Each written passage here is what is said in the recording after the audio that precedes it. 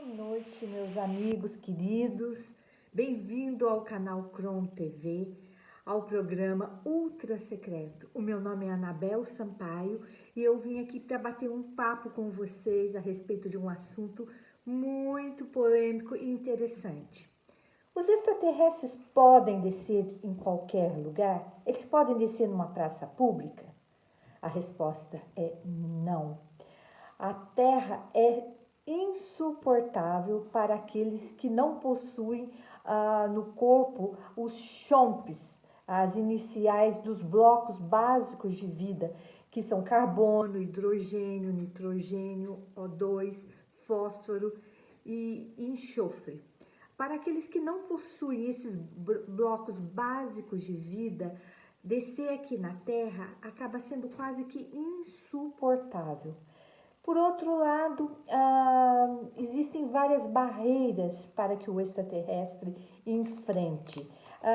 Ele pode ter uma respiração que não seja baseada no O2, e sim em amônia, em etano, em CO2, em outro tipo de respiração que não seja como a nossa. Pode ser que esse extraterrestre, ele tenha a base dele de troca energética na fotossíntese, como uma planta. Então, desse ponto de vista respiratório, descer aqui na superfície da Terra pode ser um grande sofrimento para um extraterrestre. Por outro lado, também tem a força da gravidade. A força da gravidade é como nós estamos acostumados com a força da gravidade, porque nós passamos todo pelo ciclo gestacional, envoltos em líquido amniótico quando a gente estava na vida intrauterina, e depois nós começamos devagar a engatinhar até conseguirmos ficar na posição ereta. Porém, a gente não percebe, mas a gente sofre uma pressão da gravidade, uma força da gravidade equivalente a 7 quilos a cada 2,5 centímetros do nosso corpo. Então, para um extraterrestre chegar aqui na Terra, ele pode ser triturado, completamente quebrado ao entrar na atmosfera terrestre. Também ele precisa de sofrer algumas transformações para poder suportar os bombardeios solares. Lembrando que os deuses da antiguidade, Shivas, mesmo Enki, Enlil, eles tinham a coloração da pele azulada, porque eles faziam colocavam cobre no sangue para poder suportar os bombardeios solares. Alguns têm trocas de energia que são processadas por bactérias, tá?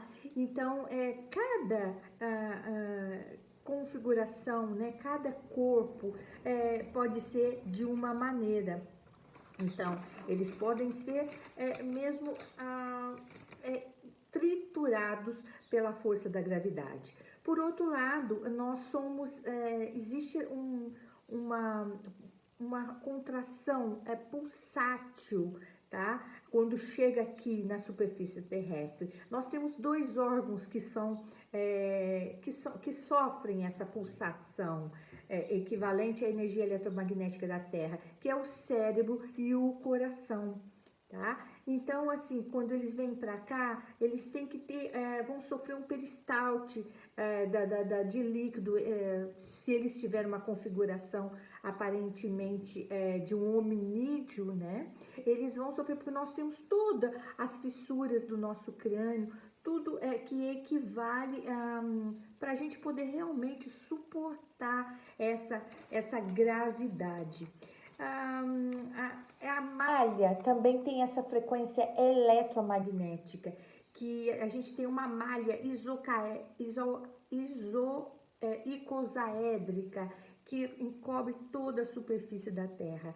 E essa malha, ela tem alguns pontos que são mais favoráveis para que o extraterrestre adquira propulsão para uma mudança corporal, para essa adaptação, para poder ficar aqui na superfície.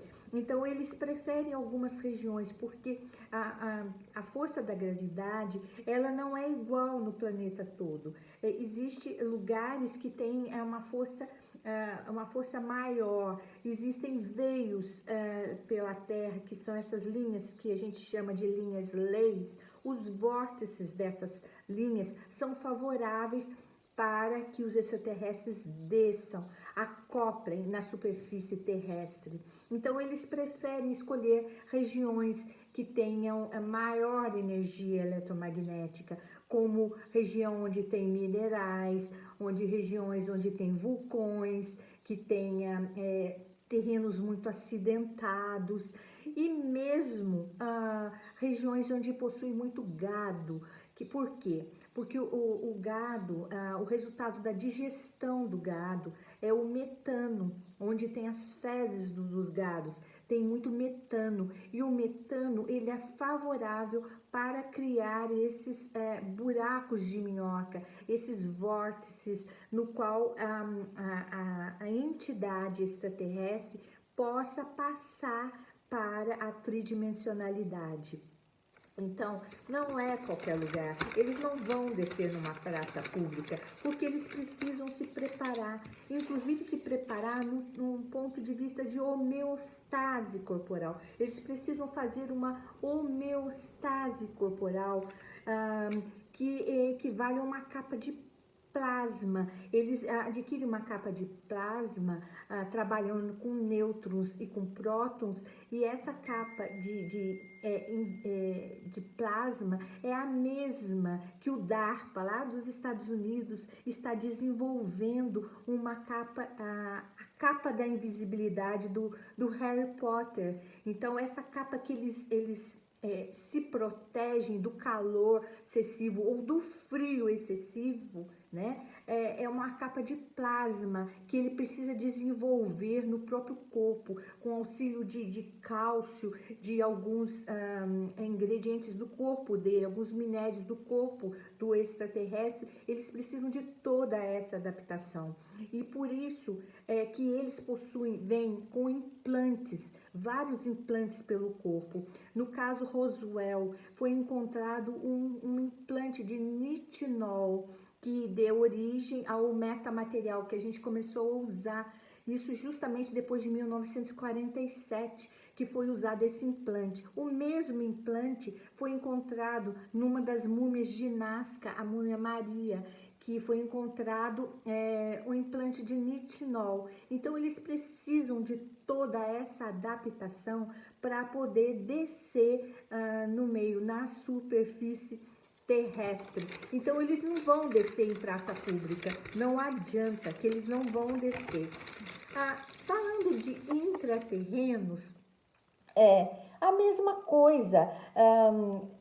Os intraterrenos são o quê? São hominídeos, são humanoides. Eles pertencem ao reino animalia, ao filo chordata, à classe mamália, à ordem primata, à família Hominidae, ao gênero Homo, e a uma espécie diferente que não é o sapiens. Eles não são o Homo sapiens, mas eles são o Homo capensis, Homo saboies, Homo cumaras, um outro nome, uma outra espécie que se adaptou a viver em outros meios que não seja o meio da superfície terrestre, porque de fato a superfície terrestre é o pior local para se viver, é o local mais perigoso, é o local onde está sujeito às intempéries da natureza. Pode cair um cometa,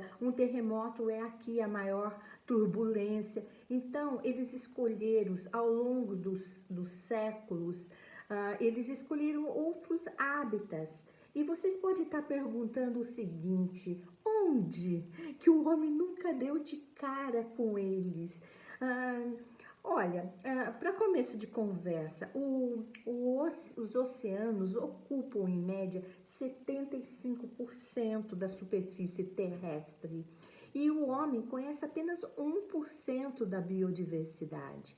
A raça de hominídeos, ela está no planeta em torno de 2,3 milhões de anos. O homem só tem 400 mil anos. Charles Darwin, aquele antropólogo que defendeu a teoria da evolução em 1859,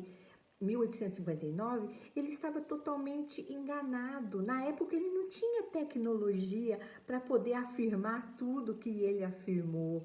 Quantas espécies? Eu fiz uma relação aqui, deixa eu ver se eu encontro, de todos os hominídeos que viveram na Terra.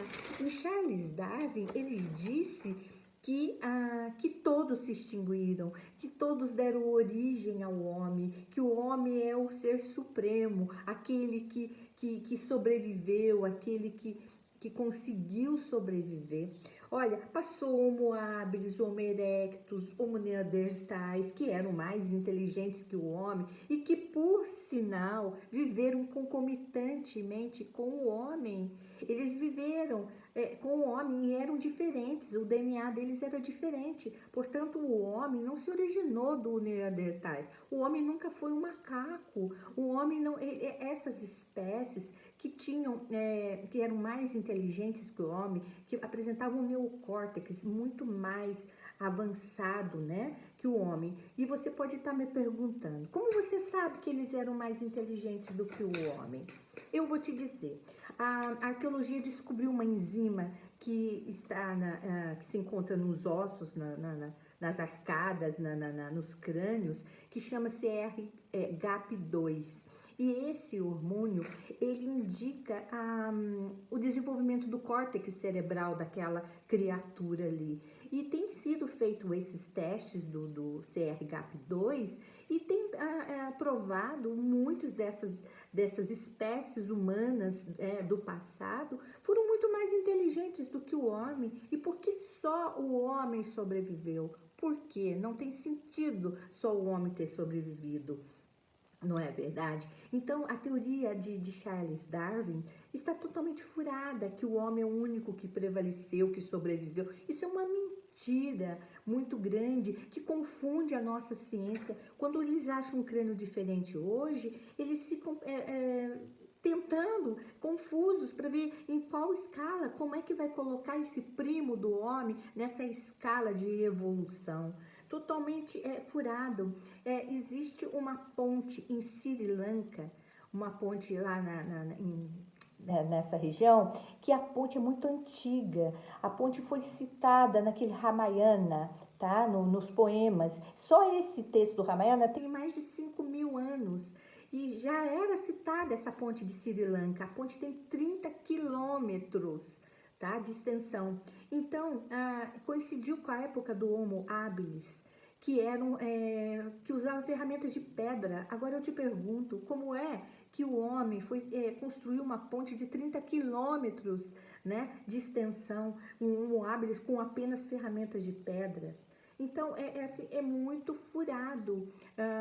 Essas outras espécies, elas foram procurar outras regiões para viver, porque tem muitos crânios que possuem a mesma datação, possuem datação de 1.200 anos, de 2.200 anos. Quer dizer, viveram ao mesmo tempo que o homem, né? E eles escolheram, e quantas cavernas existem, quantas florestas existem, e a Terra, ela é como uma máquina de lavar roupa, ela tem uma ação centrífuga, né, que joga, a máquina de lavar joga as roupas para as beiradas. A mesma coisa a Terra tem bolsões que contém ar, que contém oxigênio, contém água, contém vegetações, né? Então, essas criaturas podem muito bem terem escolhido viver nesses bolsões subterrâneos ou meio aquático. Existem seres humanos aquáticos, que são os Homo apacalus, que tem comprovação arqueológica com o crânio deles, tá? Que tem a visão binocular, que possui várias características, que no próximo programa eu vou falar de cada espécie humana que vive aqui na Terra, com o homem e vivem ao mesmo tempo e são seres muito mais inteligentes, em sua grande maioria. Também tem aqueles seres que não são tão inteligentes, que não são tão evoluídos, que não possuem essa tecnologia tão avançada como uma energia vril, que nem o homem conhece, nem o homem pode imaginar o que vem a ser uma energia vril. Existem espécies humanas que andam aí pelas sombras, pelas cavernas, pelas fazendas, que são os chamados saci-pereresos, né? Que vivem por aí, que pertencem até ao folclore brasileiro. São essas criaturas que são brincalhonas, que são atrofiadas justamente por causa de atrofia, por ficar muito no subterrâneo, né? Eles acabam tendo membros atrofiados. E existe essa espécie humana que são os Homo pistache. E eu vou falar sobre isso num próximo programa. Combinado?